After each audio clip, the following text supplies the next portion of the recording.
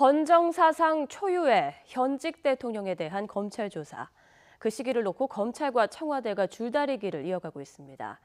아직 준비가 덜 됐다는 청와대를 향해 검찰은 늦어도 내일까지는 조사가 필요하다는 입장을 거듭 밝혔습니다. 이종환 기자입니다. 박근혜 대통령에 대한 검찰 조사 방식은 방문 조사로 사실상 결론 났습니다. 누가 수사팀을 이끌고 방문할지가 관건일 뿐 청와대 내부나 안가에서 조사하는 방식이 유력합니다. 문제는 조사 시기입니다.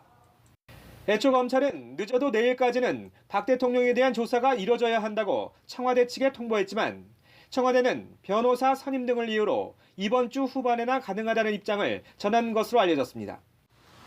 그러나 검찰은 박 대통령에 대한 조사가 미뤄질 경우 이번 수사에 지장을 받을 수도 있다는 입장입니다. 이번 사건의 몸통인 최순실 씨의 구속 시한은 오는 20일로 검찰은 그전까지 최 씨의 혐의를 특정해 재판에 넘겨야 합니다.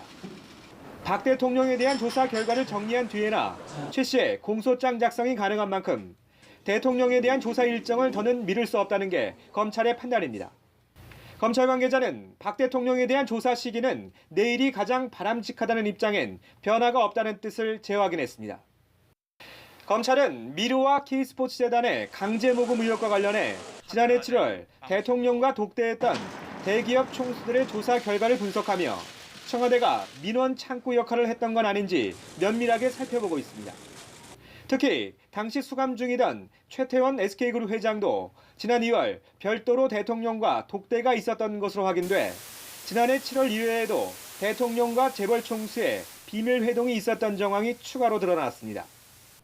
검찰은 박 대통령이 참고인 신분으로 조사를 받는 것도 변함이 없다며 조사 과정에서 피의자로 전환될 가능성에 대해서는 유보적인 입장을 나타냈습니다.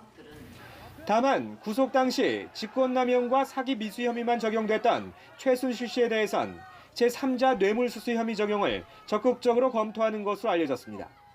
YTN 이종원입니다.